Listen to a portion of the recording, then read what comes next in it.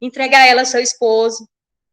Isso para nós foi um grande desafio, isso para nós foi um momento de júbilo, o casamento da Dalit foi um culto, porque para nós foi uma bênção extraordinária, porque nós não temos uma filha diferente dos filhos das outras pessoas, nós não somos diferentes das outras pessoas, nós temos as mesmas guerras, as mesmas limitações, mas dentro de toda a história que nós vivemos, nós decidimos descer à casa do oleiro.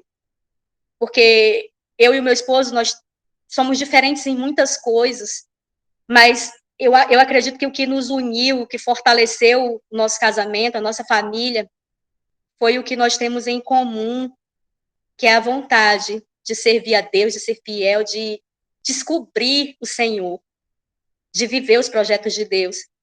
Mas que fique claro, irmãos, que não foi assim desde o início. Nós não éramos assim no início. Eu venho de uma família, eu sou descendente de uma família de coronéis nordestinos que chegaram aqui no Acre, desbravaram o estado do Acre. Essa cidade que eu moro hoje, que eu estou aqui hoje, é uma cidade que foi desbravada pelo meu tataravô, ela leva o nome dele. E essas pessoas eram pessoas rancorosas, eram pessoas de bem até certo ponto, de bom caráter, no sentido de serem responsáveis, íntegros nas suas missões, nos seus negócios, mas homens que também praticaram muita crueldade, que tinham crueldade nos seus corações. A história dessa cidade aqui, da colonização dessa cidade, é uma história forte. E eu vim dessa família, eu sou descendente dessa família, eu sou fruto de um relacionamento extraconjugal da minha mãe. E eu cresci vendo o meu pai adotivo, que era o marido da minha mãe, chorando, e eles dois brigando por causa do adultério que ela cometeu. E eu era fruto desse adultério. E o meu pai adotivo perdoou a minha mãe, me amava, me amou como ninguém. E eu digo que tudo que eu tenho de bom, humanamente falando, eu herdei dele, eu absorvi dele devido à criação. Porque a genética era uma genética difícil. Tanto da parte de pai quanto da parte de mãe. E hoje, estudando sobre maldição hereditária, estudando sobre o poder da genealogia na vida de uma pessoa, eu tenho estudado muito sobre isso, eu tenho entendido muitas coisas.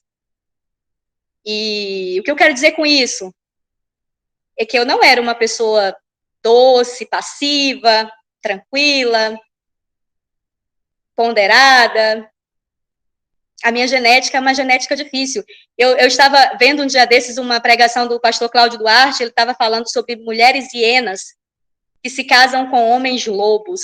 E eu comecei a rir, porque eu me identifiquei completamente com aquela pregação. O que é uma mulher hiena? É aquela mulher ativa, aquela mulher resolvida, aquela mulher decidida, para frente, que quer resolver tudo, que quer passar por cima de tudo.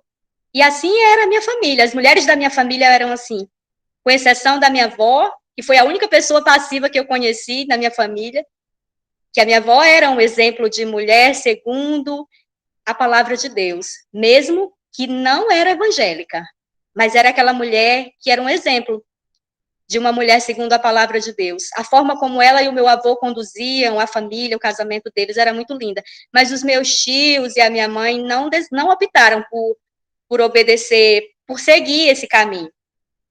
E a parte que eu mais convivi eram, assim, mulheres brabas, mulheres valentes, mulheres decididas, mulheres independentes. Eu fui criada sendo ensinada a ser independente em todos os pontos e ninguém podia mandar em mim. Eu tinha que ter o controle da situação. E eu lembro que na minha casa, eu sou filha única da minha mãe, e na minha casa era meu pai, a minha mãe, eu, e um irmão adotivo que eu tenho mais velho do que eu. E eu lembro que, no meio das brigas, das discussões, eu sempre, desde os 3 anos de idade, eu tive que ter o controle da situação dentro da minha casa.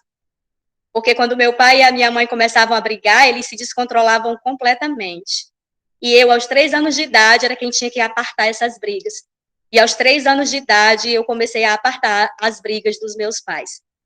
E quantas vezes eu vi meu pai se arrumando para ir embora, e eu me metia em pedia e suplicava, e Deus me dava uns argumentos que até hoje eu não consigo entender. Eu lembro dessas cenas de uma forma muito nítida, e eu não consigo entender como que uma criança de 3 anos consegue ter tantos argumentos para conversar com o pai e convencer ele a ficar.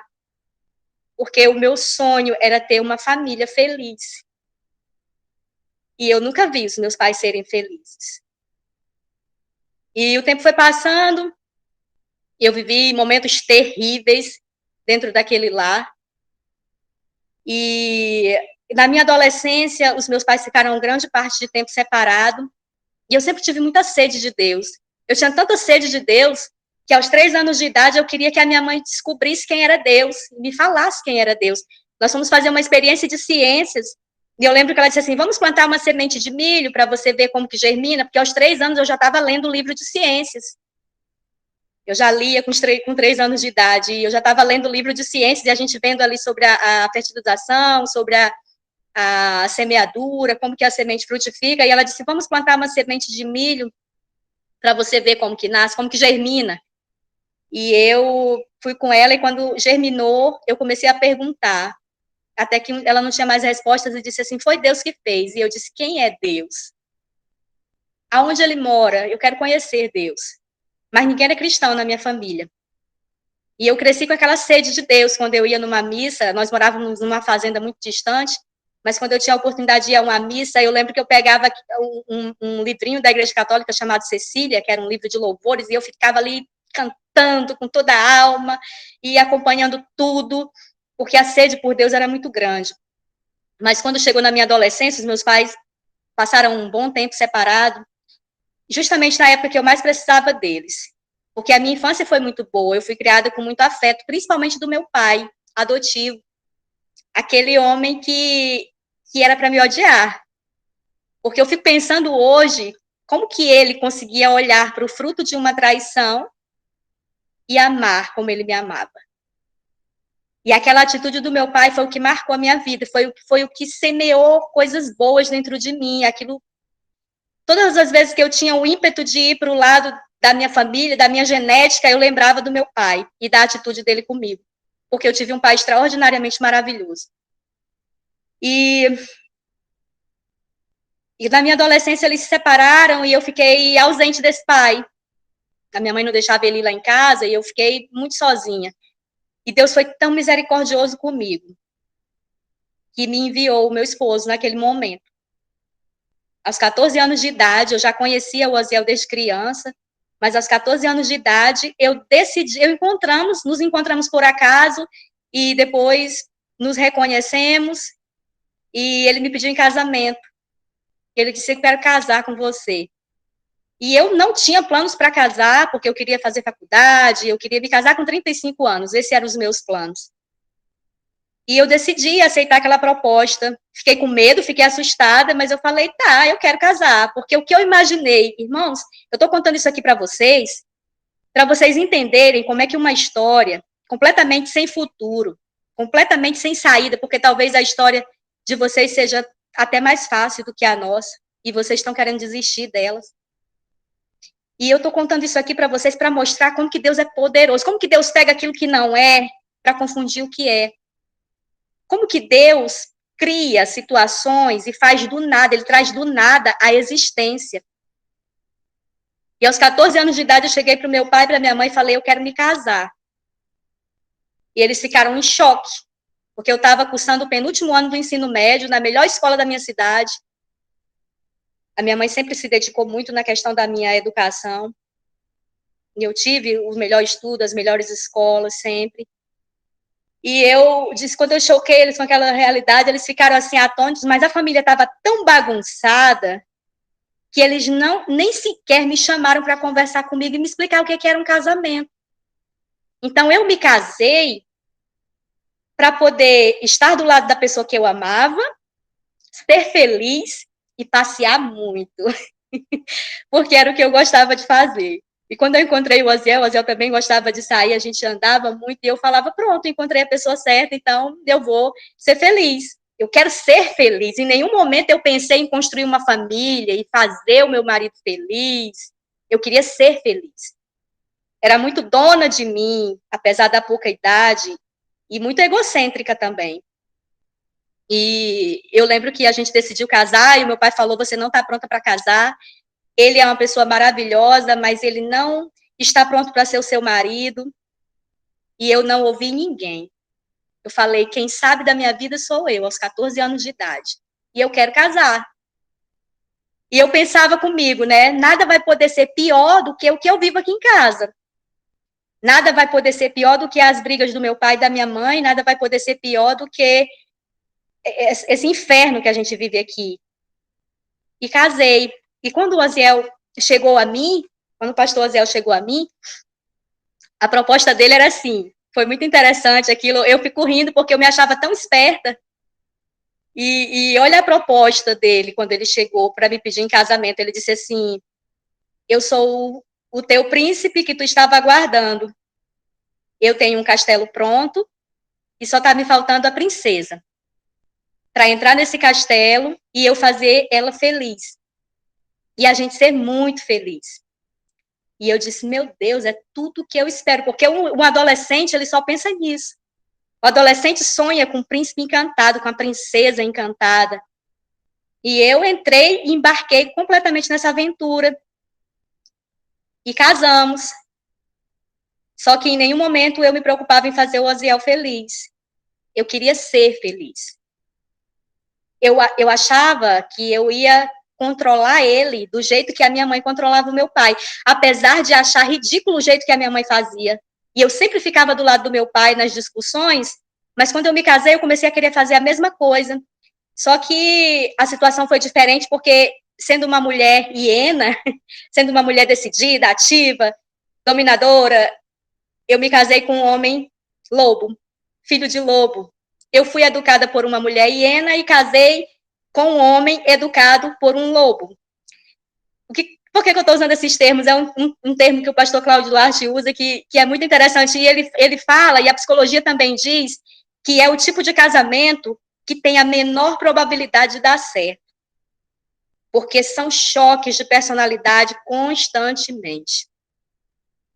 E assim foi a nossa vida por muito tempo. E durante 12 anos a gente se chocava direto. Nem a gente conseguia ser feliz, nem conseguia fazer um ao outro feliz, e a nossa vida se transformou num verdadeiro inferno. Porque a princesa que o meu esposo achava que estava se casando não era tão princesa quanto ele pensava. Ele pensava que estava casando com a princesa mansa, e ele casou com uma princesa muito valente, muito braba, muito dominadora. E o príncipe que eu imaginava que eu estava me casando não estava preparado para viver com uma mulher assim. E o interessante é que quando nós nos casamos, ele estava afastado da presença de Deus e ele me apresentou a Cristo, mesmo afastado. E só que naquele momento eu não queria Cristo. Naquele momento eu queria viver a vida. Eu já não amava mais o Senhor da forma que eu amava antes. Eu lembro, voltando um pouquinho aqui, para o tanto que eu amava o Senhor, irmãos, aos 11 anos de idade, eu estava fazendo a 7ª série, e eu fiquei em dependência, eu fiquei em recuperação numa disciplina. E eu precisava de 4,5 pontos para passar na prova de recuperação, e eu nunca tinha ficado reprovada. E a minha mãe olhou para mim e disse assim, eu não acredito que você vai reprovar dessa vez. Você nunca ficou reprovada, isso vai manchar o teu currículo. E eu olhei assim e falei, eu não posso ficar reprovada, mas eu não vou conseguir passar nessa disciplina. Eu não consigo 4,5 pontos de média na prova de recuperação. Era uma disciplina que eu tinha muita dificuldade, era geometria. E eu lembro que eu fiz um propósito com Deus, mesmo sem conhecer a Deus, eu olhei para uma imagem de Cristo. Eu nunca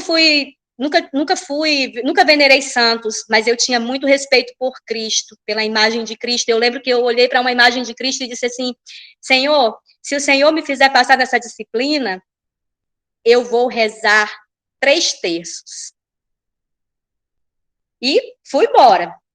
Fiz aquele propósito e fui. Quando eu cheguei, no dia de receber o boletim, que eu vi aprovada, eu consegui uma nota superior à média que eu precisava, eu cheguei em casa, olhei para a imagem e disse, e agora?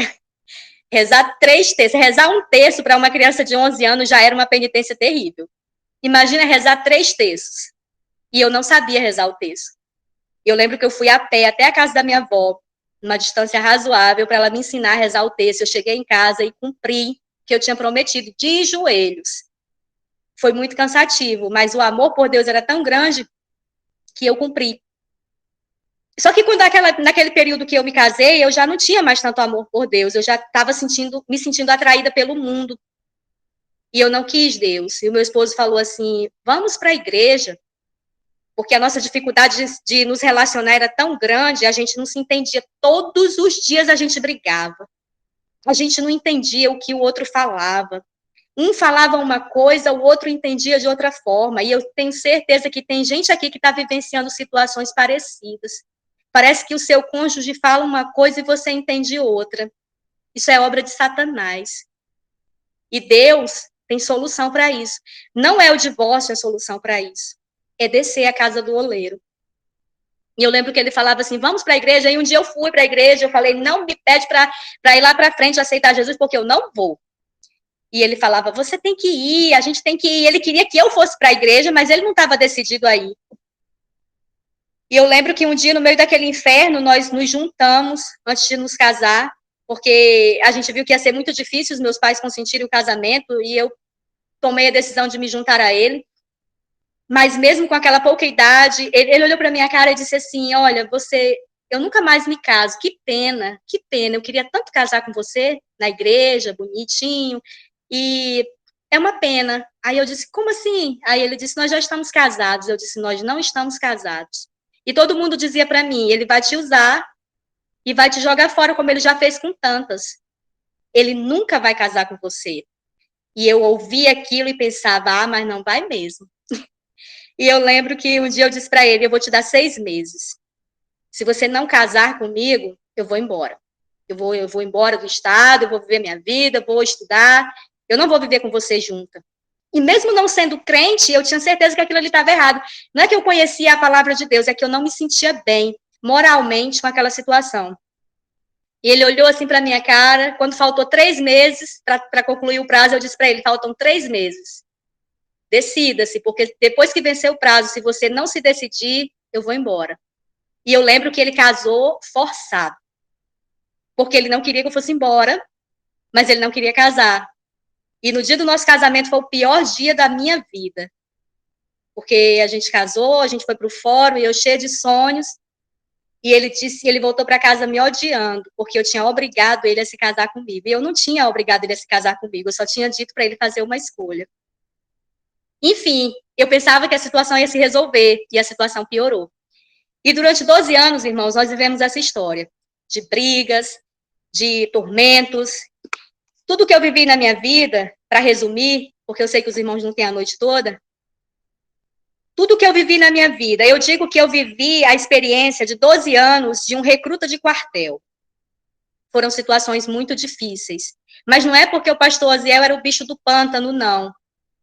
Grande parte das situações eram provocadas por mim, pelas minhas atitudes, pelas minhas imprudências, pelas minhas impulsividades. Só que naquele momento, naquele período de 12 anos, eu achava que ele era o monstro do pântano.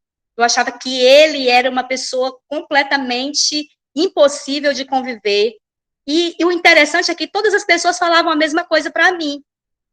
E todas as vezes que eu procurava os pastores para pedir conselhos e tudo mais, a resposta era sempre a mesma. Irmã, desiste dessa causa, abandona a causa. Desiste disso, tu não vai chegar a lugar nenhum. Tem muito futuro pela frente, tu é uma mulher nova. Os pastores falavam isso para mim, não foi um e nem dois, irmãos, foi todos os pastores que eu procurei. Eu estou contando para vocês a experiência de um casal que não teve um pastor que acreditou, que não teve uma irmã de oração que disse assim, luta, porque Deus transforma. Todas as pessoas, até chegavam para nos ajudar.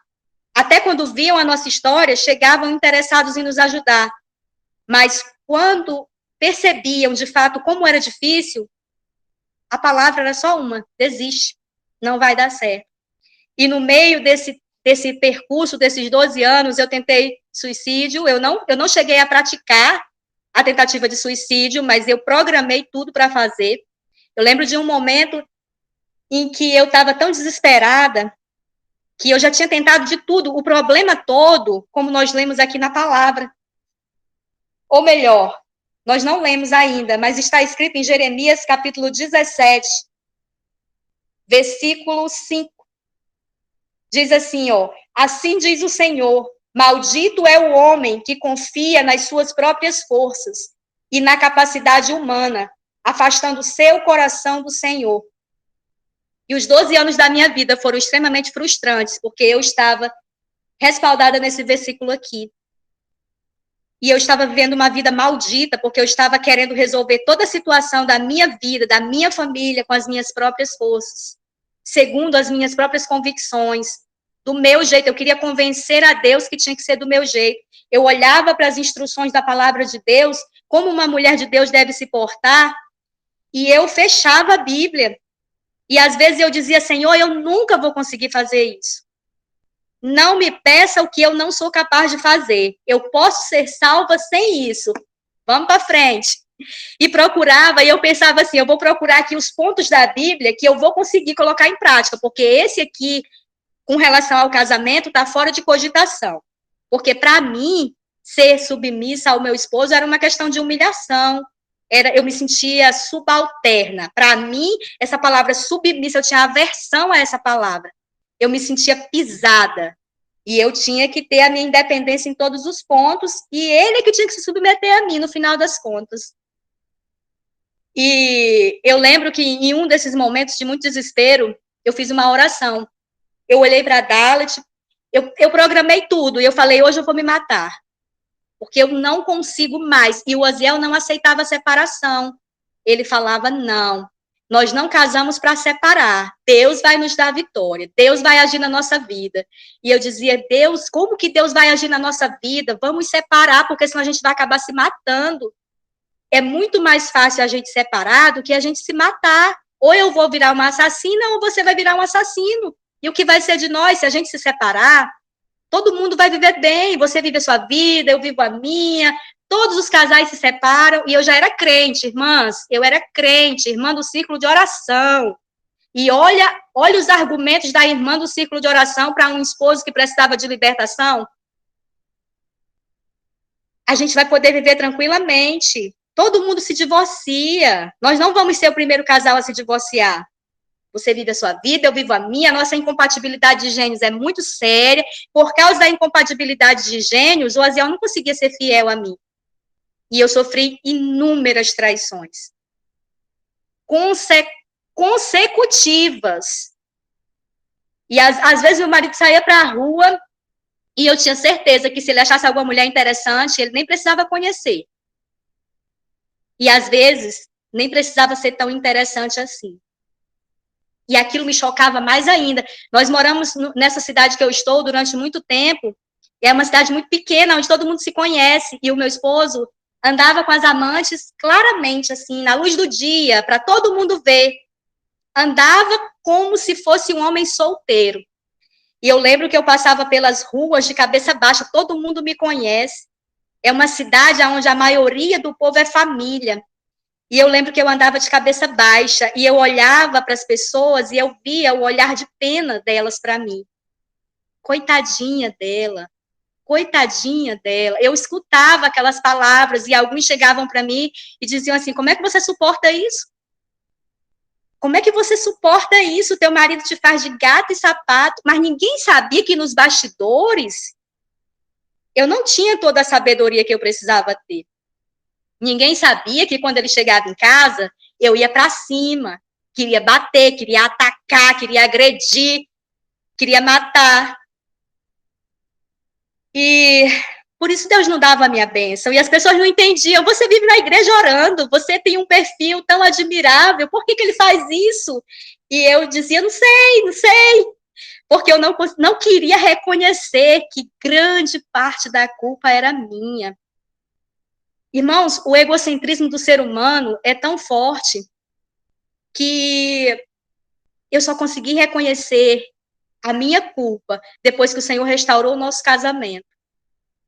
Porque o ego era tão forte dentro de mim, e é por isso que hoje em dia eu prego tanto contra o ego, e eu rejeito o ego, porque o ego me matou, o ego roubou os anos da minha mocidade, o ego roubou a felicidade que eu poderia ter tido no meu casamento, na minha vida. Durante a minha mocidade, eu poderia ter tido dias felizes, e o ego, que era tão vivo, tão forte dentro de mim, roubou a minha felicidade. E depois que eu descobri que o vilão era ele, e não Satanás, porque Satanás é vilão, mas Satanás só age nas nossas fraquezas. Satanás só derrubou Eva porque ela tinha o desejo de conhecer o bem e o mal. Se ela tivesse aceitado a ordem de Deus, com temor no seu coração, com resignação, se eu não posso tocar, eu não posso tocar. O que ela ia fazer lá perto da árvore? Para tentar olhar para o fruto. Quando o diabo viu que ela estava se sentindo atraída pelo fruto, quando o diabo viu que questionamentos estavam surgindo na mente dela, ela se aproximou do fruto, ele jogou a seta de tentação. Ah, Deus disse que não era para comer de todos os frutos, olha a mentira dele. É como ele diz para muitas mulheres, olha, se você for submissa em pleno século XXI, que é isso? Você não precisa disso. Você não precisa do seu marido para viver. A primeira coisa que as pessoas falam. Você tem a sua independência financeira, você tem capacidade. Você pode ter uma vida boa sem ele, você não depende dele para comer, para vestir, para viver. Por que se suporta isso? Isso são ciladas de Satanás para alcançar o nosso ego. E eu lembro que as pessoas olhavam, sentiam pena, falavam, outros riam pelas costas, e eu na igreja, irmã do círculo de oração, detalhe, irmãs, estudando a Bíblia, mas não querendo viver a Bíblia. Eu estudava a Bíblia aos 20 anos de idade, 22 anos de idade, eu terminei o curso de bacharel em teologia pelas Assembleias de Deus em Cruzeiro do Sul. Foi a primeira turma de bacharel em teologia aqui em Cruzeiro do Sul. Eu me formei junto com o pastor Carlos Alberto, pastor Davi, e uma grande leva de obreiros ali naquele ano. Foi a primeira turma de bacharelado que teve da Assembleia de Deus em Cruzeiro do Sul. Eu estava naquela turma e eu me formei. Eu estudava muito a Bíblia, eu conhecia teoricamente muita coisa, mas eu não queria praticar a palavra de Deus. Eu escolhia, dentro do contexto bíblico, o que eu ia viver. E eu entendi que servir a Cristo, a presença de Deus, convidar a presença de Deus para a nossa vida, sem descer a casa do oleiro, sem se negar a si mesmo, sem renunciar, sem tirar o ego de cena, sem o ambiente estar preparado para ser templo de adoração ao Senhor, se torna maldição. A presença de Deus é bênção. Ela é extraordinária. Quando ela é convidada e nós estamos dispostos a descer. Quando nós estamos dispostos a nos negar. Quando nós estamos dispostos a deixar o templo limpo, porque Deus não divide a glória dele com ninguém. Deus não divide seu trono com ninguém. Ou somos nós que ficamos dentro de nós, nos governando, ou a gente sai de cena e deixa o Espírito Santo governar como ele quer. Porque senão se torna maldição. A Arca da Aliança era o símbolo da presença de Deus. E ela trazia para Israel vitórias extraordinárias quando era honrada pelo povo. Mas um certo dia, os filhos de Eli foram em busca da arca no meio de uma batalha e disseram, não, nós temos a arca, mas eles não tinham compromisso com Deus. Nós temos a arca, vamos levar a arca para a batalha, mas eles não respeitavam a Deus, faziam da sua própria maneira, levaram a arca pensando que ia fazer efeito e foram mortos. Chamar a presença de Deus, quando não estamos dispostos a tirar o ego do centro, é perigoso, pode trazer morte. Fazer a obra de Deus com o nosso ego entronizado é morte. Nós temos visto muitos homens e mulheres morrerem. Nós temos visto escândalos tenebrosos no meio evangélico. Nós temos visto notícias aterrorizantes, pessoas que eu conheci, famosas mundialmente. Enquanto estava ali no Rio, eu conheci.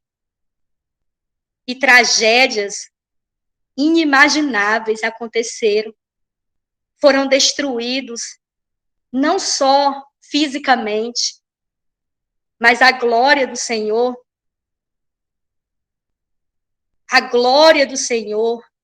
se esvaiu daquelas famílias, daquelas vidas. Pessoas que eu vi sendo usadas tremendamente por Deus, mas não tiraram o ego do centro. E quando o ego fica no centro, é uma armadilha, irmãos. Deus me mandou aqui essa noite para dizer isso. Quando o ego fica no centro, é uma armadilha. Ou Deus fica no trono, ou nós ficamos no trono. Porque quando o ego fica, vocês lembram que nós estamos lendo em Juízes, e o Senhor dizia, tira os cananeus, repartia a herança e dizia, tira os cananeus, tiram os fariseus, tiram os intrusos. E o povo dizia assim, não, eu posso subjugá-los. Eu não preciso eliminá-los, não. Eu vou escravizá-los, eles vão trabalhar a meu favor. Quando Deus manda arrancar, a gente tem que arrancar. Quando Deus manda tirar, a gente tem que tirar. Quando Deus manda descer, a gente tem que descer, porque ou a gente desce ou a gente perde. E o Senhor é tão maravilhoso que Ele está trazendo na live da manhã leituras para nossa reflexão, porque eu vejo Deus tão interessado em nos abençoar, eu vejo Deus tão interessado, tão comprometido com esse povo que está aqui, que o Senhor está dando as estratégias certas, mas, irmãos, se nós tivermos as estratégias, mas não fizermos uso delas, nós pereceremos, como os filhos de Eli pereceram. E nós vemos ali, Ófine e Finéias, pegaram a arca, foram para o campo de batalha com a arca e morreram. E o pior é que quando a gente morre por desobediência a Deus, a gente não morre sozinho. Às vezes a gente mata muitas pessoas com a história de fracasso. Os desobedientes que constroem história de fracasso não morrem sozinhos, às vezes matam muitas pessoas com eles. Porque tem gente que olha para você e se inspira em você. E quando você sai da direção, quando eu saio da direção, isso frustra outras pessoas. Quando a gente impede Deus agir na nossa vida, não é só a gente que tem prejuízo, mas outras pessoas se frustram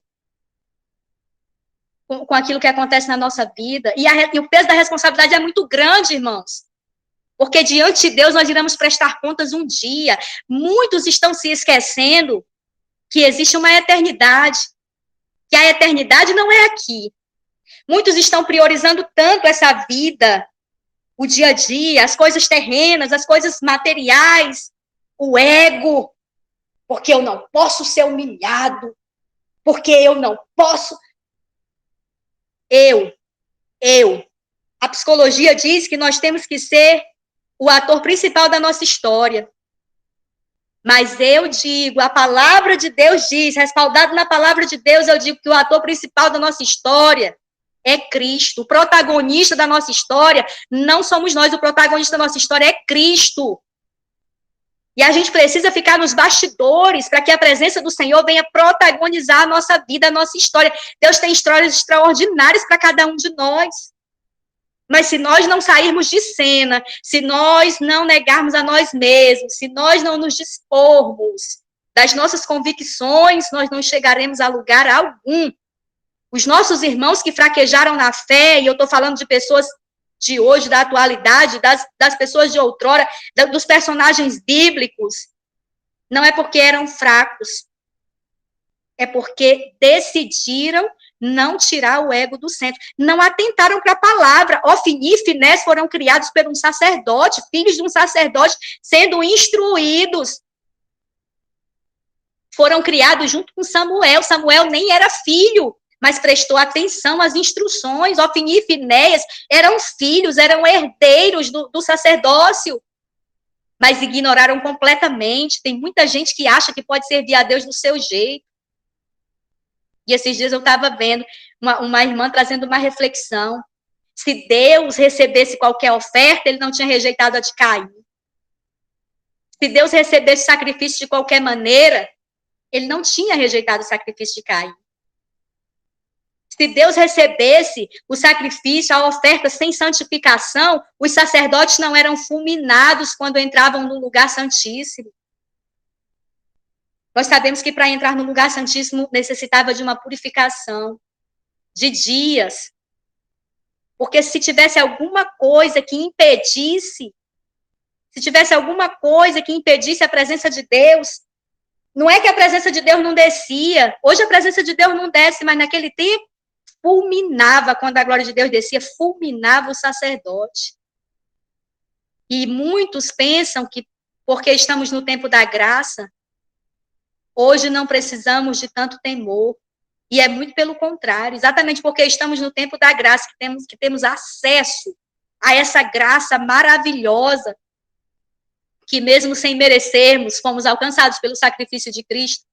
Exatamente por termos acesso ao lugar santo, ao santo dos santos, cada um de nós podemos ter acesso a Deus. Nós não precisamos de intermediários para ir a Cristo hoje.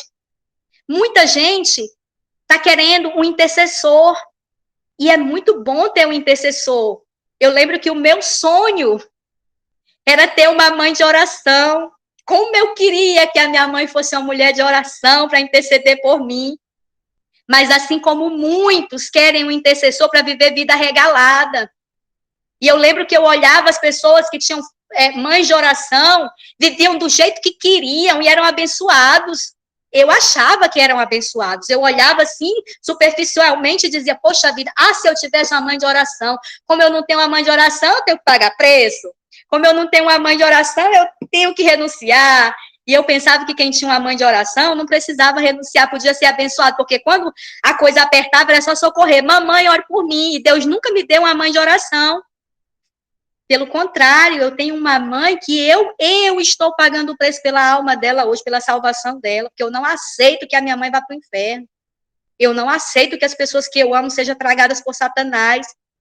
E eu tenho pagado um preço altíssimo junto com a minha família para que ela seja liberta, para que ela seja salva. O Senhor não me deu esse privilégio, porque o Senhor sabia que se Ele me desse uma mãe de oração, eu ia me aposentar, ia sentar na cadeira de balanço, ia querer só desfrutar das orações. E é muito bom quando nós temos intercessores. Deus levanta intercessores para nos ajudar. Deus nunca abandona um filho seu sozinho. Mas os intercessores, eles vêm para ajudar, para auxiliar, não é para levar a nossa cruz, porque a Bíblia diz que cada um deve levar a sua cruz.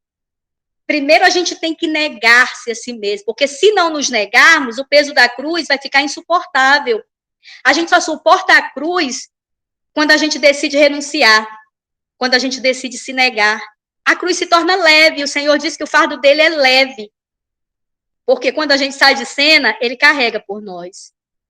E eu entendo, tanto tempo eu ficava pensando, muitos anos durante a aprovação da minha vida, durante o meu tempo de sofrimento, eu ficava pensando, carregar a cruz é o quê? Será que eu vou ter que viver a vida inteira nesse martírio para poder ir para o céu? Aí eu ouvi a história, quem corta a cruz no meio não pode atravessar o Jordão, não pode atravessar o rio. E eu dizia, meu Deus, tem misericórdia de mim. Senhor, eu não suporto essa provação, eu sei que eu não suporto. Até o dia que o Espírito Santo me despertou. E ele me despertou exatamente através desses textos que eu estou compartilhando aqui com os irmãos, porque eu comecei a buscar em Deus a solução. Eu olhava muito para minha filha e eu pensava, ela é tão pequena, ela não merece ter a vida dela destruída por causa das minhas atitudes inconsequentes. Assim como a minha vida foi difícil, porque os meus pais não tiveram a oportunidade de conhecer a Cristo e abrir os olhos, para que eu pudesse ter um trajeto mais fácil. E eu olhava para a Dalet e ficava pensando, eu não quero que a minha filha sofra por consequência das minhas atitudes. E eu lembro que no dia que eu planejei o suicídio, eu programei tudo, e eu pensei assim, eu vou acabar com tudo.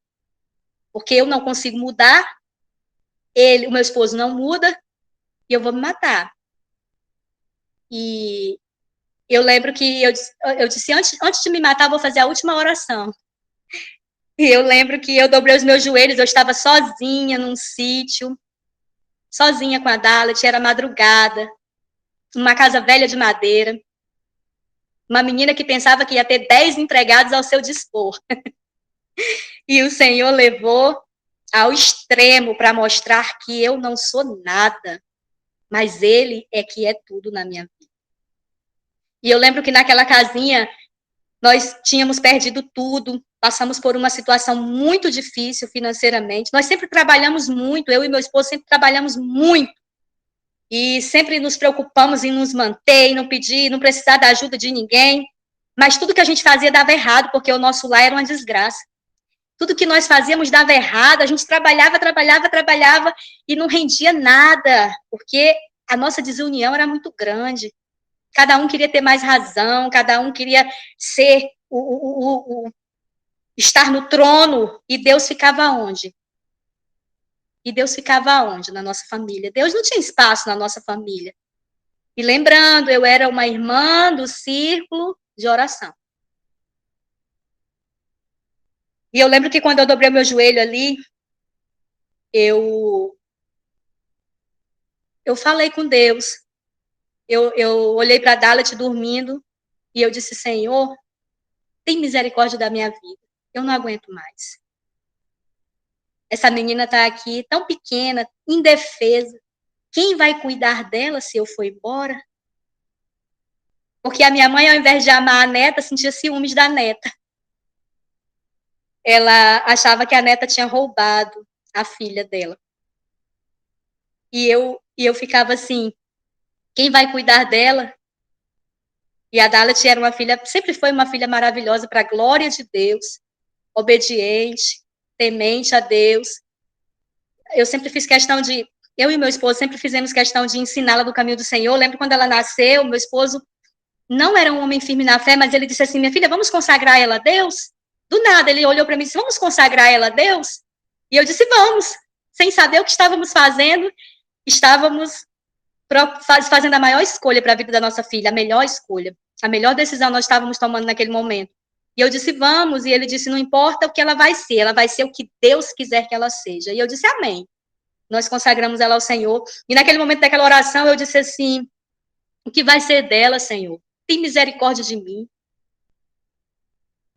Tem tantas coisas extraordinárias na tua palavra. A tua palavra tem tantos milagres extraordinários. Mas, Senhor, para onde eu me viro? Ninguém acredita que a minha história tem solução. Ninguém chega para me ajudar. Todo mundo que chega para me ajudar desiste. Porque eu queria, irmãos, que as pessoas trouxessem a solução para mim. Eu lembro que eu acho que eu era uma pessoa chata, enfadonha, porque aonde eu chegava, eu queria falar do meu problema. Eu queria falar da situação que eu estava vivendo, porque eu queria que alguém trouxesse a fórmula mágica para resolver. E eu não percebia que a solução estava dentro de mim. E mesmo percebendo, em alguns momentos, eu achava que o preço era muito alto e eu não era capaz. Eu não era capaz de descer. Eu não conseguia entender que se eu descesse, se eu me humilhasse, o Senhor ia se levantar na minha causa e ia me honrar. E eu lembro que eu fiz aquela oração e eu disse, Senhor, tem misericórdia de mim, me ajuda, me tira dessa situação. E o meu esposo, que tinha feito uma promessa para mim, um dia ele disse assim, eu nunca te troco por ninguém. Você é a mulher da minha vida, eu nunca vou te trocar por ninguém. E aquele homem que tinha me feito aquela promessa, tinha uma amante na cidade. E estava prestes a me largar para viver com ela. Debaixo de muita obra de feitiçaria, depois o Senhor me mostrou, muita obra de feitiçaria. E o meu esposo, que dizia que jamais abandonaria a família, estava prestes a me largar por ela, quase não parava mais em casa, e andava com essa menina para todo lado na cidade. O meu sofrimento foi tão grande na cidade que eu estou, que eu fiquei traumatizada com essa cidade. Eu dizia que nunca mais eu voltava para cá. Quando o Senhor me levou para o Rio, eu dizia assim, Lodebar, nunca mais. Eu cantava aquele hino, Lodebar, nunca mais. E quando eu falava Lodebar, eu só pensava em Mâncio Lima. E depois de 17 anos, o Senhor me traz de volta para morar em Mâncio Lima, totalmente contrariada, e eu entendo a cada dia que era um projeto de Deus, porque hoje eu vivo aqui com uma vida completamente transformada, restaurada pelo poder de Deus, e aquilo que era vergonha hoje se torna honra na minha vida. Aquela história triste de fracasso, hoje é uma história que atrai pessoas para Cristo. Quantas pessoas têm vindo até nós pedir ajuda, pedir oração, porque veem o que Deus fez na nossa história. E eu lembro que durante aquela oração eu disse assim, Senhor, me dá uma luz, me ajuda, eu preciso de uma direção. Eu não posso me matar. Durante aquela oração eu entendi que eu não podia me matar, porque eu pensei, se eu me matar eu vou para o inferno. A minha filha vai sofrer, o que vai ser dela? O que vai ser da minha mãe, que ainda não conhece a Cristo? Eu sou crente. Eu comecei a pensar, o Espírito Santo começou a trabalhar na minha vida. Quantas pessoas vão ficar frustradas com Deus por minha causa? Como é que uma irmã do ciclo de oração se suicidou porque não conseguiu ajudar o seu esposo a se libertar? E naquele momento, o Senhor me levou a Lamentações de Jeremias, capítulo 3. E eu comecei a ler aquele texto, e quando eu cheguei no versículo 39, a palavra dizia assim, de que se queixa o homem, queixe-se dos seus próprios pecados. E eu fiquei chocada. Mas se eu não tenho pecado? A primeira resposta minha era essa, que pecado que eu tenho?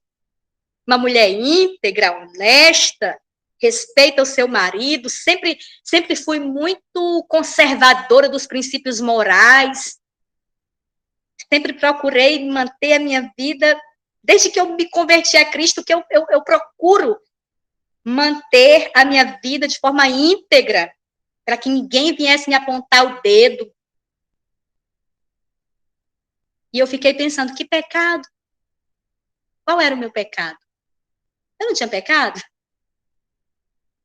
E é por isso que hoje eu falo tanto sobre os detalhes, sobre as raposinhas, como diz o missionário Soares, que destrói a vinha. A gente não adultera, a gente não rouba, a gente não mata, a gente não se prostitui, a gente tem um caráter admirável, uma boa reputação, e às vezes a vida está travada, porque existem os pecados minúsculos que fazem um diferencial tremendo na nossa vida. A gente acha que é pequeno e não é.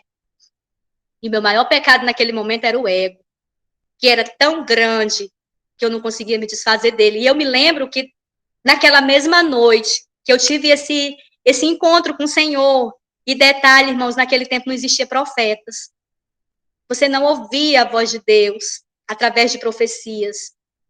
Não tinha ninguém para dar uma palavra de ânimo. Chegava na igreja, as irmãs me olhavam com cara de pena e diziam, minha irmã, como é que você está? Eu vi o teu esposo em canto fulano, coitadinha da irmã, a irmã é tão bonita, por que ele faz isso?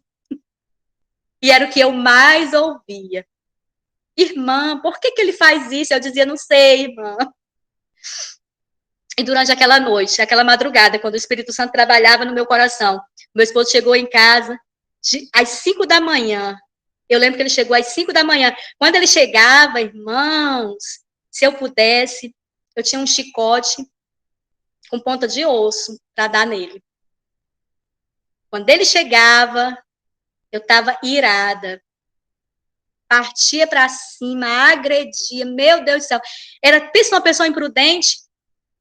E naquele dia, eu me levantei naquela madrugada daquela oração e o Senhor disse para mim, prepare a comida para ele comer, que ele vai chegar com fome. Porque eu me derramei. Naquele dia foi o primeiro dia que Deus confrontou o meu ego. E eu disse assim, Senhor, eu comecei a sentir uma pena, aquela raiva que eu tinha do que meu esposo fazia se transformou num sentimento de compaixão tão grande que a minha alma doía com compaixão da alma dele. E eu lembro que o Senhor disse assim, prepara a comida para ele comer, ele vai chegar com fome.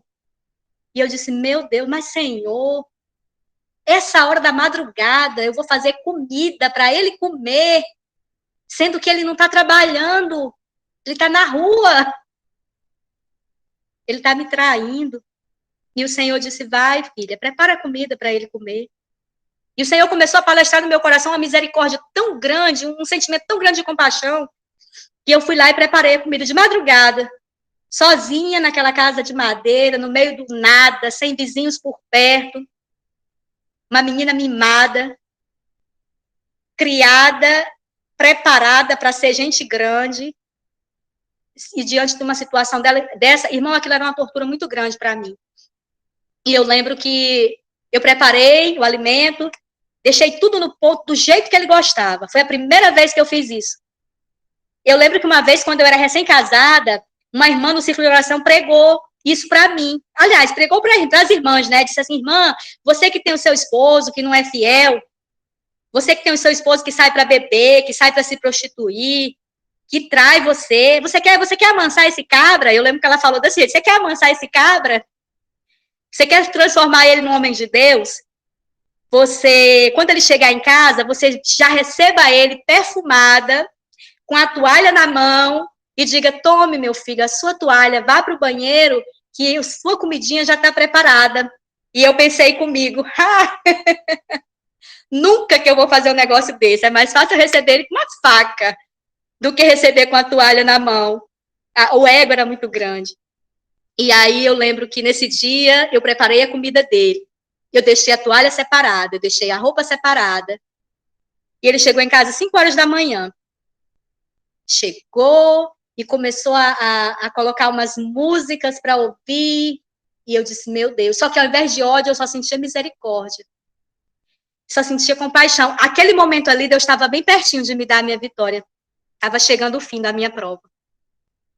E eu lembro que quando ele chegou, a porta estava aberta. Eu sempre deixava a porta trancada para ver se ele desistia de bater. E naquele dia a porta estava aberta. Eu estava sentada na mesa. Ele olhou para mim, assustado. E eu disse, bom dia, meu amor. Como é que você está? Você estava trabalhando? O que você estava fazendo que chegou essa hora? Eu lembro que ele olhou assim para mim, espantado.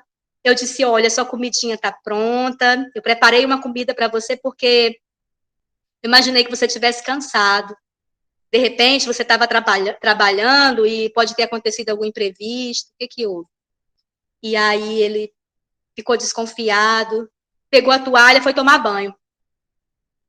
Quando ele voltou do banheiro, ele olhou para mim, aí eu coloquei a comida na mesa e disse para ele, eu já sei de tudo. Porque, na verdade, ele não fazia questão de esconder. Mas o inimigo era tão sujo que ele fazia tudo às claras, mas na cabeça dele eu nunca ia saber. Na cabeça dele, aquilo ali estava em oculto. E eu disse assim, eu já sei de tudo. Mas eu vou te dar uma oportunidade, porque eu sei que você não está fazendo isso porque você quer. Se você quiser mudar de vida, se você quiser a sua família, eu vou te ajudar a sair dessa. Porque Deus falou ao meu coração, Deus me visitou nessa madrugada e eu quero te ajudar. Pela primeira vez na vida, eu tive uma atitude sensata no meio daquele caos que a gente vivia. E eu lembro que ele olhou assim, assustado, e ele disse, começou a chorar, ele chorava feito uma criança. E ele dizia, me perdoa, eu não sei por que eu estou fazendo isso. E choramos muito, nos abraçamos, eu orei por ele. Só que ele não largou. Ele ficou impactado com aquilo tudo, passou uns dias em casa sem sair, e depois eu continuei sendo imprudente novamente. E eu ficava na guerra. Eu ajudo, eu sou imprudente, o que eu faço? Será que eu devo mesmo ajudar? Será que eu devo mesmo me humilhar? A cidade inteira vai saber que eu me humilhei. Eu pensava tanto nisso e a minha reputação estava cada dia mais as pessoas tinham pena de mim. E eu dizia, o que eu faço? E depois ele continuou. E eu voltei a ser imprudente novamente. Até que teve um outro dia que eu fiz uma oração mais profunda e eu disse, Senhor, mas eu passei alguns dias sendo diferente. A partir daquele dia, nunca mais, eu continuei sendo imprudente, mas nunca mais voltei a ser no nível que eu era antes. Até que um dia um pastor olhou para mim e disse assim, eu conversando com ele, a esposa, ele disse assim, eu disse para ele assim, o que eu tenho que fazer para mudar a minha história? Eu não aguento mais isso. Eu deveria ter uns 24 anos por aí, 23. E ele disse assim, irmã, eu nunca vi uma história como a sua. Levando em conta todo o contexto da situação, eu nunca vi, porque até hoje, o que eu ouvi de casos assim semelhantes ao seu eram de mulheres que não tinham saída. e dependiam completamente do marido para sobrevivência, tinha muitos filhos, mas no seu caso eu nunca vi uma história dessa. E ele disse assim, mas eu tenho uma coisa para lhe dizer, ou Deus já rejeitou seu marido, ou Deus tem algo tão extraordinário para fazer através da vida dele, que vai impactar o mundo. Aí eu olhei, ouvi aquela palavra, olhei para ele e disse, eu vou pedir para Deus me dizer o que é, se o Senhor já rejeitou, ou se o Senhor tem algo para fazer. E eu lembro que depois de alguns dias eu fiz uma outra oração sincera diante de Deus, e eu disse para Deus, eu expus para Deus as minhas debilidades, e eu disse, Senhor, hoje eu entendo a tua palavra, mas eu não consigo. Me ajuda nas minhas fraquezas, me ajuda nas minhas limitações, me ajuda, me dá uma saída, clareia a minha mente, me dá uma estratégia, o que eu posso fazer? Eu fiz uma oração tão quebrantada. Irmãos, a palavra de Deus diz que Deus não rejeita um coração quebrantado. Pode ser que a sua situação, pode ser que o gigante que você está enfrentando não seja no seu casamento. Mas independente do que seja a sua situação, pode ser que seja uma enfermidade, pode ser que seja uma batalha interior, qualquer que seja o teu problema, Deus não resiste um coração quebrantado. E eu lembro que aquela oração eu fiz tão quebrantada, e do dia para a noite, Deus fez um reboliço tão grande, que me arrancou do estado do Acre, assim, ó. Naquele momento eu não tinha dinheiro, naquele momento eu não tinha nada, não tinha a menor chance de sair daqui, mas o Senhor proveu tudo.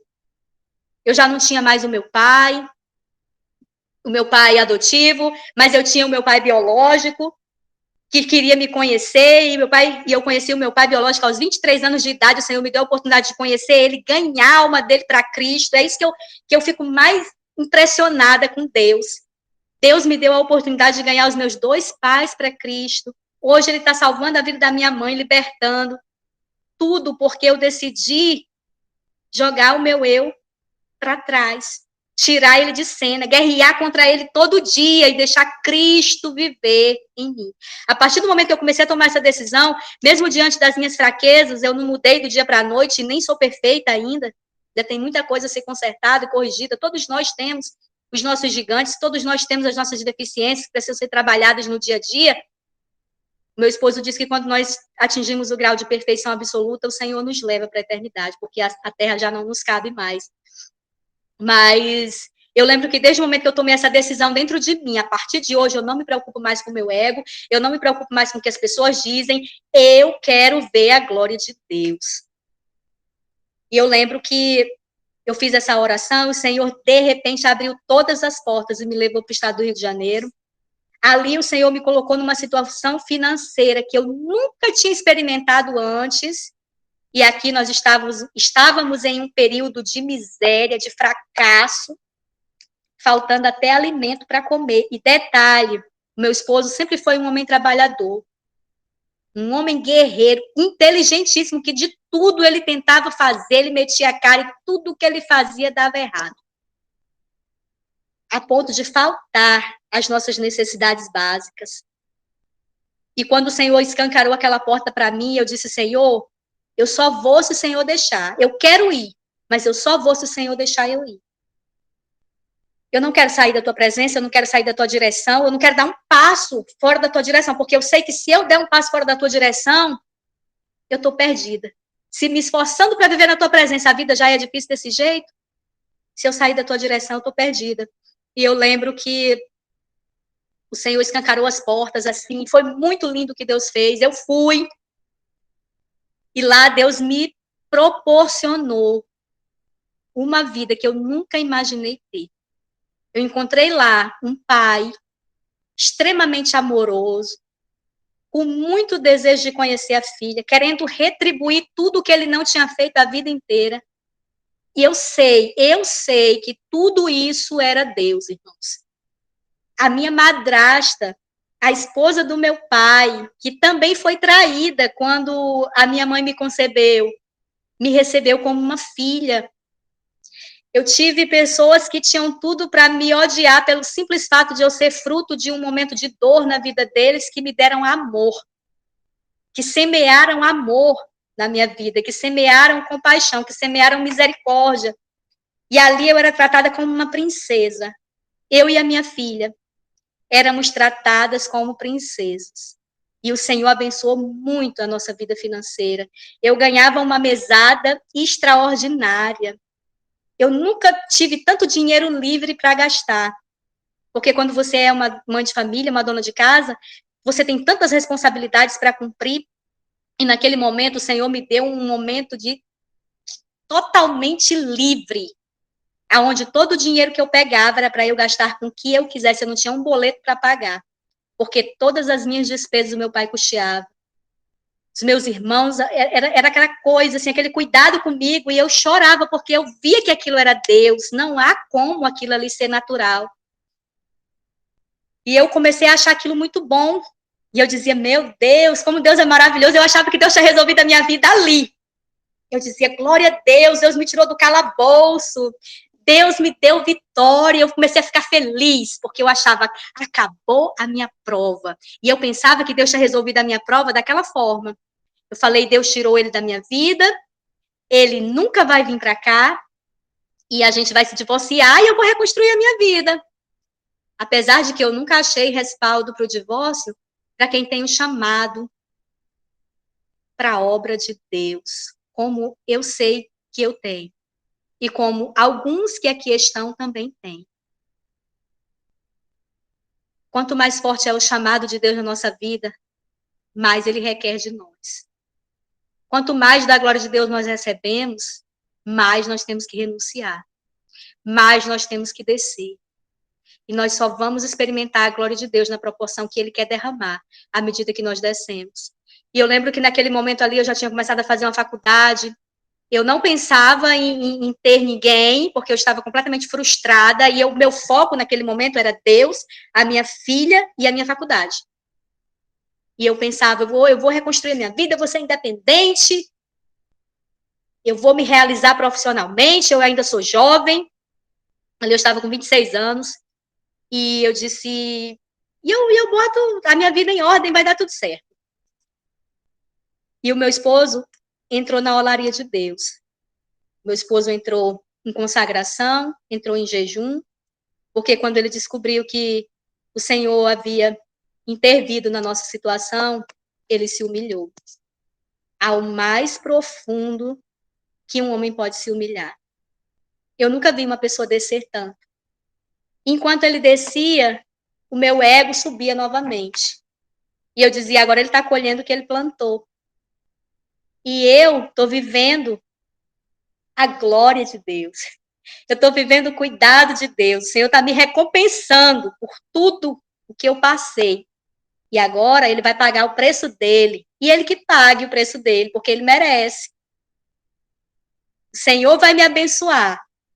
E eu orava para o Senhor salvar ele. Que o Senhor salve ele, que ele reconstrua a vida dele com outra pessoa, porque eu não conseguia mais imaginar nós dois juntos.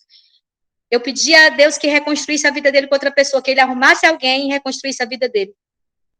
E cada dia o meu coração se endurecia mais. E cada dia as coisas estavam mais fáceis para mim, as portas se abrindo, tudo que eu queria ia acontecendo, tudo que eu tinha sonhado a vida inteira eu estava vivendo. Mas quando eu olhava para minha filha, eu sentia uma dor muito grande na minha alma e eu pensava, como é que eu vou criar essa criança sem o pai? Será que eu vou conseguir viver sozinha? Porque eu sabia que eu podia até me divorciar, mas eu não podia casar novamente. Para viver o chamado que eu sabia que Deus tinha na minha vida. Para viver o que Deus tinha na minha vida, na obra do Senhor, o meu chamado, o meu ministério, eu sabia que eu não podia casar novamente. E aí eu pensei, será que eu vou conseguir viver sozinha? E se eu não conseguir viver sozinha? Eu posso arrumar um homem que vai fazer mal para minha filha, que vai maltratar a minha filha, que nunca vai ser o pai dela.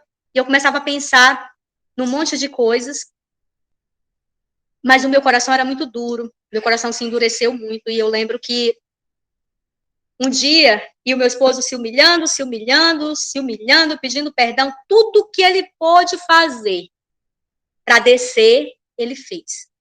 Desceu. E eu lembro que um dia Deus me levou numa igreja E eu nunca tinha ido naquela igreja, de repente eu senti vontade de visitar aquela igreja, eu fui com a minha filha. E eu dobrei os meus joelhos, e quando eu sentei no banco, o diácono veio com uma apostila para mim. Eu pensava que era uma escola dominical, mas era uma palestra. O diácono veio com uma apostila para mim, e tinha bem grande, assim, destacado naquela apostila: rancor, ódio e ressentimento. Sentimentos que destroem a alma. Eu li aquilo e fiquei em choque. E eu disse, meu Deus, é tudo o que eu estou sentindo. Eu estava na igreja, mas eu não conseguia mais sentir o Espírito Santo. Porque eu tinha raiva, porque o meu marido não tinha vivido a vida que eu gostaria de ter vivido com ele. Não tinha feito a parte dele. E até então, eu não entendia que eu também não tinha feito a minha. Porque a culpa era só dele. Era ele que errava, era ele que era o culpado da nossa situação, e eu não conseguia enxergar os meus próprios erros. E eu lembro que quando eu vi aquela apostila, eu tomei um choque muito grande, e eu chorei, eu dobrei o meu joelho novamente, comecei a chorar, comecei a orar, e eu disse para Deus, Senhor, faz a tua vontade na minha vida. Eu não quero ser uma pessoa doente espiritualmente. Eu não quero ser uma pessoa doente fisicamente. E naquela apostila, e o palestrante ministrando, ele falava sobre as doenças psicossomáticas, que são as doenças da alma que afetam o corpo. E ali ele estava fazendo uma escala das doenças: depressão, ansiedade, câncer e tantas outras doenças que são geradas porque a alma está doente, porque o coração não libera perdão. E eu falei, eu não quero isso para minha vida. E eu comecei a pedir a Deus força para perdoar, graça para perdoar. E o fato, irmãos, é que Deus foi tão extraordinário que deu coragem ao meu esposo. Ele foi até o Rio, jejuou, orou, consagrou, entrou no ônibus e foi, sem nada, sem R$ 1 no bolso. O único dinheiro que ele tinha era emprestado, porque não era dele. Porque quando aconteceu isso, meu esposo não conseguia mais trabalhar. De repente, aquele homem tão forte, tão capaz, tão trabalhador, tão ágil, tão inteligente, ficou travado, a ponto de ter que pedir dinheiro para comprar um pão aos irmãos, porque ele não conseguia trabalhar. E eu lembro que ele chegou ali no Rio nessa situação, sem nada. E eu vivendo o melhor momento da minha vida financeiramente falando. E aquilo foi muito doido na minha cabeça, porque eu disse para o meu pai, eu disse, meu esposo está vindo, e o meu pai disse, você é louca? Você é louca? Você vai largar tudo? Meu pai até então não conhecia Cristo ainda. Eu evangelizava, ele me ouvia, respeitava, temia a Deus por causa do meu testemunho, porque eu cuidei de dar um bom testemunho para minha família. Mas ele disse, mas não tinha entregado a vida dele para Jesus. Ele disse, você é louca? Você vai largar tudo isso por um futuro incerto? E eu orei, depois eu chamei ele e disse, pai, esse futuro incerto é Deus que está me dando. E eu preciso obedecer a Deus. E eu entendi que eu tinha que dizer não para mim e sim para Deus. E naquele momento, quando meu esposo chegou ali, eu abracei, perdoei, recebi.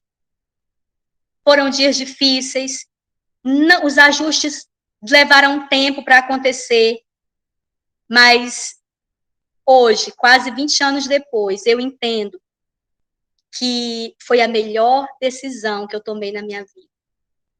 Por causa daquela decisão de negar o meu ego, por causa daquela decisão de perdoar o meu marido, por causa daquela decisão de apostar tudo na fé, porque eu estava largando, o meu pai, a primeiro ponto, meu pai disse para mim, se você tomar essa atitude, eu saio de cena. E eu disse, pai, eu preciso de Deus em cena. E depois que eu tomei a atitude, meu pai veio, ofereceu ajuda e disse, não, eu pensei melhor, eu vou te ajudar. E o meu marido disse, não. Se é de Deus para nós ficarmos aqui, porque ele queria que eu voltasse para o Acre, eu dizia que não, porque se fosse de Deus para a gente ficar, tinha que ser lá. E ele disse, se é de Deus para nós ficarmos aqui, renuncie à ajuda do seu pai. Eu não quero a ajuda dele. Nós precisamos reconstruir a nossa vida sozinhos com Deus. Se é para viver da fé, vamos viver por fé. E eu fui confrontada novamente. E eu decidi novamente a apostar nos planos de Deus. E eu lembro, irmãos, que nós passamos muita dificuldade no início. Muita dificuldade. Chegamos a passar necessidades, mas Deus fez algo extraordinário na nossa vida. O Senhor, em menos de 2 anos, revolucionou a nossa vida financeira. Eu lembro que o meu marido, que até então era patrão, foi criado, o pai dele sempre foi patrão, nunca trabalhou de empregado, ele chegou a ser funcionário de uma empresa, trabalhou cumprindo tabela, cumprindo horário, cumprindo regras, e em menos de 2 anos o Senhor deu aquela empresa para nós. Deus tinha feito uma promessa e deu aquela empresa para nós, sem nós nos dispormos de R$1. O dono da empresa, que estava prestes a abrir falência, por causa da má administração dos seus funcionários antigos, Deus fez, o meu esposo passou uma experiência como José. Deus fez com que o funcionário mais novo da empresa herdasse a empresa, porque o patrão ficou sabendo da história do procedimento do meu marido ali dentro daquela empresa, e ele disse, eu quero passar a empresa para você, você aceita? E nós oramos, e o Senhor confirmou, e Deus revolucionou a nossa história, por causa daquela atitude de fé, por causa daquela atitude de negar o meu ego. O Senhor restaurou a nossa vida financeira, o Senhor abençoou a nossa família, o Senhor abençoou a nossa filha, e hoje nós temos vivido a glória da segunda casa, que foi outra promessa que Deus nos fez, que a glória da segunda casa seria maior que a da primeira. E eu estou compartilhando isso aqui com os irmãos, para que cada um de nós possamos refletir, porque cada vez que a gente compartilha as experiências que a gente tem vivido com Deus, a gente revive os fatos, e isso nos constrange mais ainda a buscarmos mais ao Senhor, a ser fiel ao Senhor, a respeitarmos a vontade de Deus na nossa vida, ainda que isso tenha que nos custar caro, a respeitarmos a glória de Deus, que é quando nós honramos a presença de Deus, o Senhor nos honra com planos extraordinários. O preço é alto, preço, muitas vezes a gente acha que não tem condições de pagar, e na maioria das vezes nós não temos, mas quando nós nos dispomos a pagar o preço, quando nós nos rendemos e descemos à casa do oleiro, o Senhor Jesus se manifesta na nossa vida. Aqui no versículo 11 de Jeremias 18, diz assim, melhorai os vossos caminhos e as vossas ações. Convertei-vos ao Senhor. Que cada um de nós possamos refletir sobre tudo isso que nós estamos ouvindo da parte de Deus nessa noite. Possamos colocar a nossa vida no altar do Senhor cada dia mais. Possamos repensar a nossa situação. Possamos analisar e perguntar para Deus o que Ele quer de nós, nos dispormos a viver aquilo que Deus quer que nós vivamos. Pode ser que o que Deus esteja requerendo de você pareça ser humilhante, pareça ser uma coisa fora de cogitação, que não cabe na sua mente aquela atitude. Mas, se Deus está te pedindo para fazer, faça. Se Deus está te pedindo para descer, desça. Hoje nós estávamos lendo no livro de Juízes, capítulo 4, e a irmã Dacilene frisou uma parte da passagem que diz que Deus orientou Débora, juntamente com Baraque, a irem à direção a um riacho seco, que não tinha água. As coisas de Deus fogem completamente da lógica. Deus nunca nos pede aquilo que é fácil, porque o que é fácil nós não precisamos da ajuda dele. E se for fácil, nós passamos a nos sentir autossuficientes. Mas se nós renunciarmos e apostarmos, confiarmos que Deus tem o controle da nossa vida, a gente se surpreende com o extraordinário de Deus. Então, queridos, que o Senhor possa abençoar a cada dia, cada um de vocês, que o Espírito Santo do Senhor possa falar melhor a cada coração. E acreditem, milagres acontecem. Acreditem que aqui no Acre, eu sempre ouvia um provérbio dizendo assim, pau que nasce torto, morre torto. Eu descobri que isso não é verdade quando Deus transformou a vida do meu marido. Eu descobri que pau que nasce torto só morre torto se não passar na mão do marceneiro por excelência. Porque se passar na mão do marceneiro, ele vai ser lixado, ele vai ser aplanado, ele vai ser moldurado, mas ele pode se tornar um excelente móvel de honra para a glória de Deus. Hoje eu tenho um esposo completamente transformado para a glória de Deus. Hoje eu tenho um sacerdote dentro do meu lar. Hoje eu tenho um esposo que cuida da nossa vida espiritual. Em todos os pontos, um homem extremamente preocupado com a família. Um homem que hoje, quando alguém manda uma mensagem, liga para ele, às vezes uma irmã pedindo oração ou coisa do tipo, ele me chama. Ele diz, filha, vem cá, conversa aqui com a irmã está pedindo oração, fica aqui comigo, me ajuda, vamos juntos aqui ajudar essa pessoa. Um homem que vigia, um homem que me valoriza, um homem que me honra. E tudo isso é Deus que faz.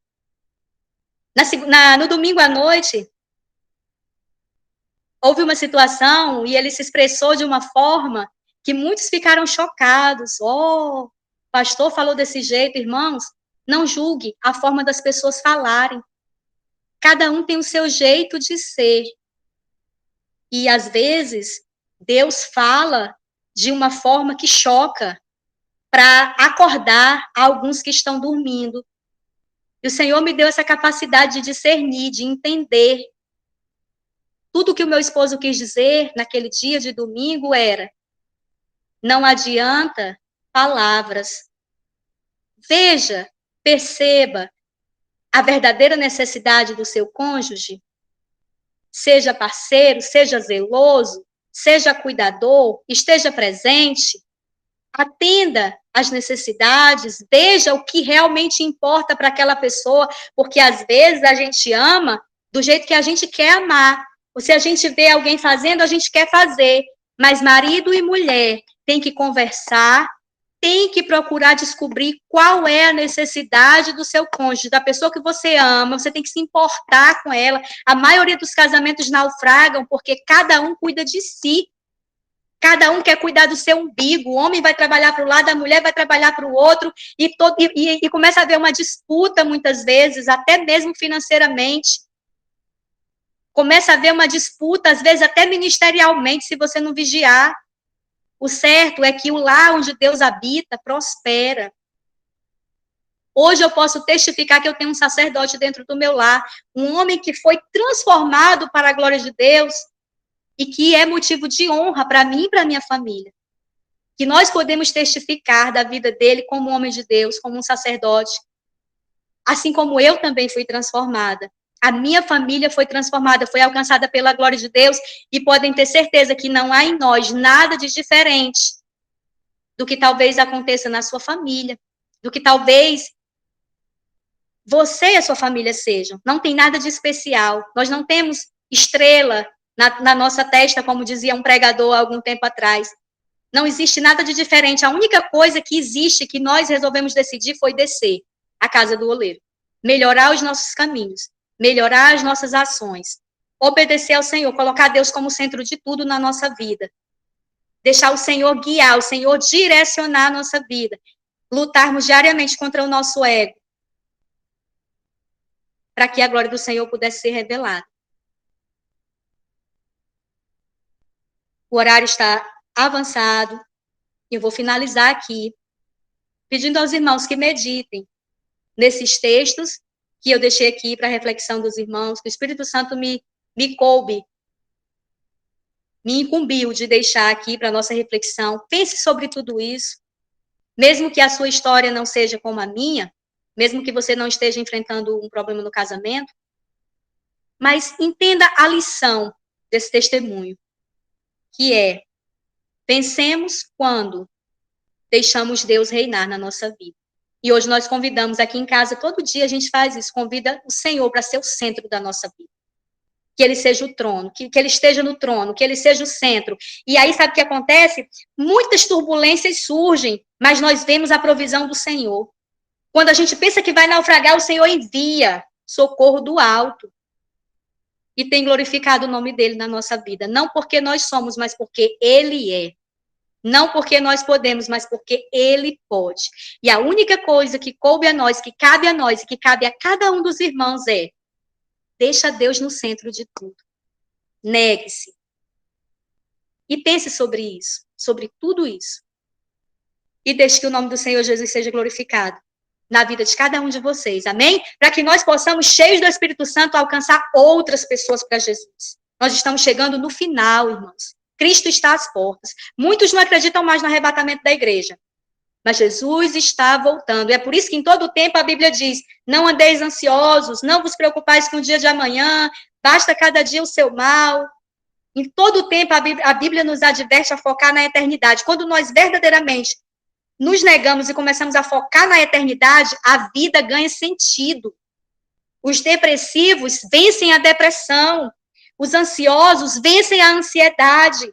Porque a gente começa a pensar na eternidade, a gente começa a ver os problemas da terra como coisas insignificantes e banais, porque sabemos que temos um Deus todo-poderoso, acima de tudo, que tem o controle na nossa vida.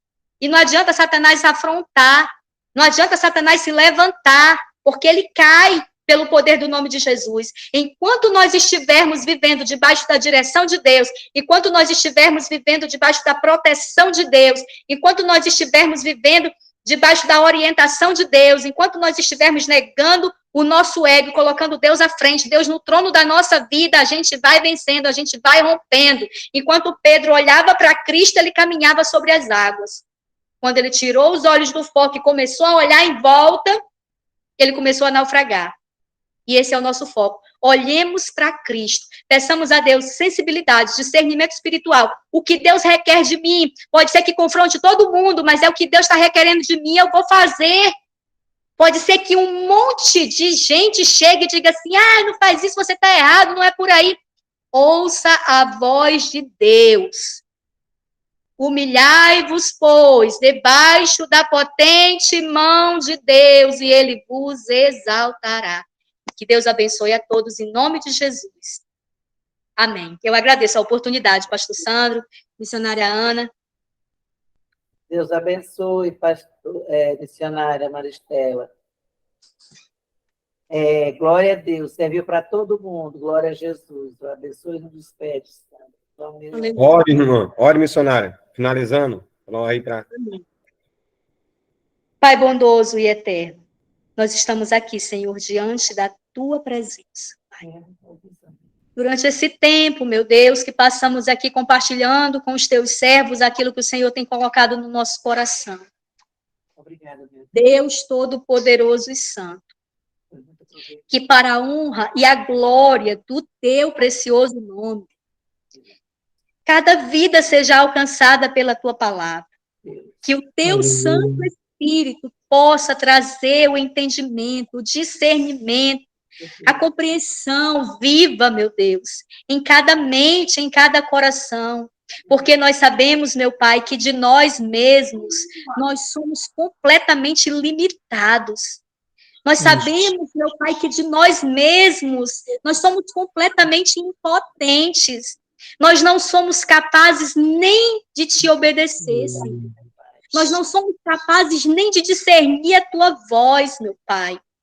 Mas quando o teu Espírito Santo nos convence a tomar uma atitude, meu Deus, de tirar o nosso ego de cena, de nos despir de nós mesmos, de descermos à casa do oleiro, nós começamos a compreender que não existe mais nada impossível, porque até mesmo aquilo que parecia ser desgraça, até mesmo aquilo que parecia ser o fim da nossa história, até mesmo aquilo que parecia ser a vergonha da nossa história, se torna uma honra para a glória do teu nome. Assim como aquele paralítico, Senhor, à beira do tanque de Betesda, há tantos anos à beira daquele tanque, esperando que alguém pudesse lhe estender a mão e lhe lançar naquele tanque, para que ele pudesse ficar livre daquela paralisia, para que ele pudesse ficar livre daquela situação, para que ele pudesse avançar, para que ele pudesse caminhar, mas nada aconteceu, meu Pai, porque o Senhor queria se revelar pessoalmente, o Senhor mesmo queria, meu Pai, que ele pudesse compreender que não precisava ser jogado no tanque, que não precisava do auxílio de ninguém com poderes sobrenaturais, além de ti, Senhor. Porque quando o Senhor entrou em cena na vida daquele paralítico, mudou a história dele. Assim como quando eu também passei tantos anos da minha vida, Senhor, esperando que alguém pudesse vir com a fórmula mágica para resolver, para mudar a minha história, meu Pai.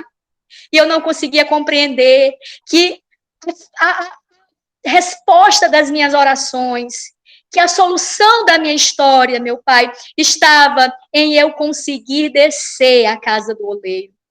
Estava em eu conseguir, Senhor, decidir dentro de mim a me negar a mim mesma, a me humilhar, deixar o Senhor Jesus Cristo ser o centro de tudo. Porque quando nós nos humilhamos, a tua glória é revelada, meu Pai. E assim como aquele paralítico, meu Deus, que andou pela cidade carregando a sua cama e as pessoas olhando e questionando, mas não era aquele paralítico. Quem foi que o curou? Quem foi que o tirou daquele vale? Quem foi que o tirou da beira daquele tanque? Porque ninguém acreditava que aquele homem um dia pudesse ter a sua vida transformada. E as pessoas começaram a ter curiosidade para saber quem o tirara daquele tanque. Assim como o Senhor também fez na minha vida, tem feito na minha vida, quando as pessoas olham e veem a grande obra que o Senhor tem realizado, meu Pai, se sentem atraídos por ti. Assim também o Senhor quer fazer na vida dos meus irmãos, meu Pai. Os teus filhos estão cansados, Senhor. Seus filhos estão fatigados, estão com sono, meu Pai, mas eles estão aqui ouvindo essa palavra porque eles querem ouvir a tua voz. Eles querem, Senhor, que o Senhor dê um norte para a vida deles. Eles querem compreender, meu Pai, qual é a tua direção, Senhor. Abre o entendimento de cada um dos teus servos, abre o entendimento de cada um dos teus filhos nesta noite, nesta madrugada, no início desta madrugada, meu Senhor querido. Ah, meu Pai, pelo poder que há no nome de Jesus, se revele a cada um deles. Eu sei que aqui, Senhor, tem histórias tão difíceis, tão impossíveis quanto a minha um dia foi. Mas o Senhor mudou a minha história. O Senhor transformou a desonra em honra. O Senhor transformou a maldição em bênção. O Senhor pegou aquilo que não era e criou e trouxe da existência aquilo que não existia. O Senhor trouxe a existência somente para que o teu nome fosse glorificado, somente para que nós pudéssemos entender que quando o Senhor muda, que quando o Senhor entra em cena, não há situações impossíveis.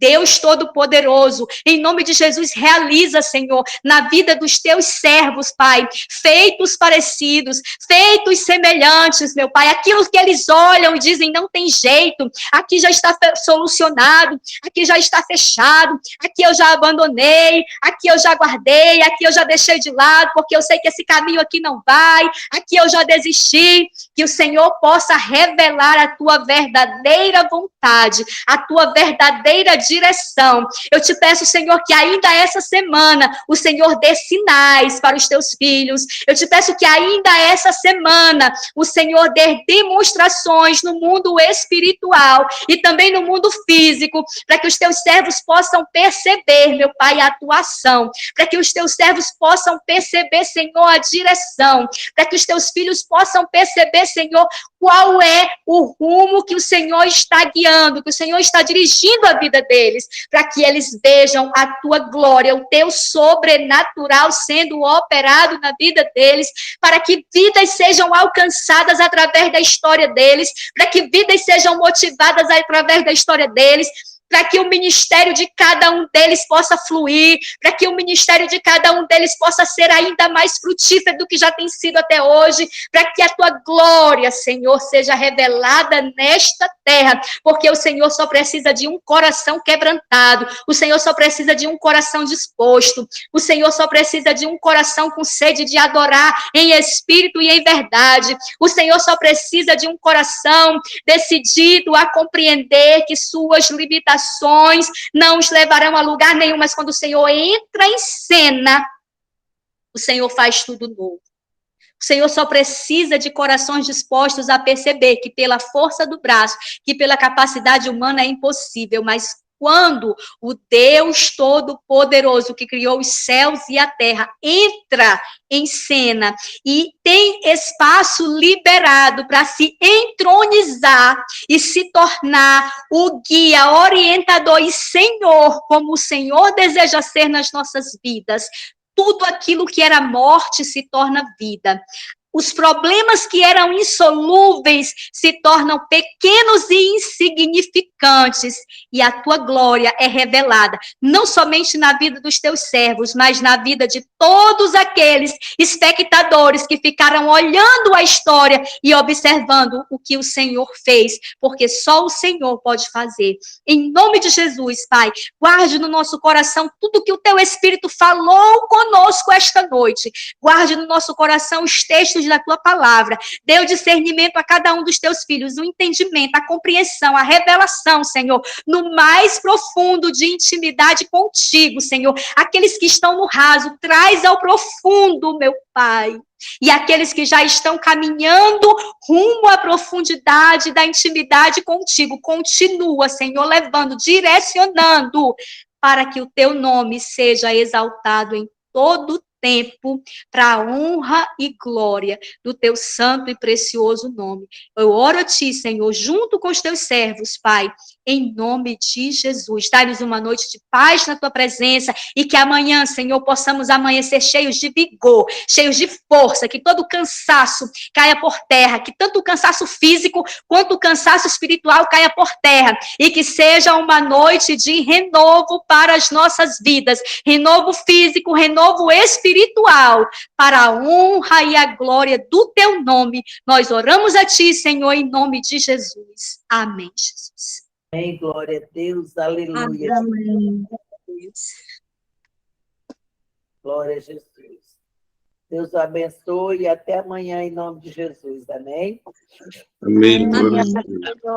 Pai do Senhor, meus irmãos. Pai do Senhor. Muito boa, palestra. Muito Obrigado pela palavra, missionária. obrigado. Deus abençoe dela. Glória a Deus. Glória a Deus. Glória a Deus.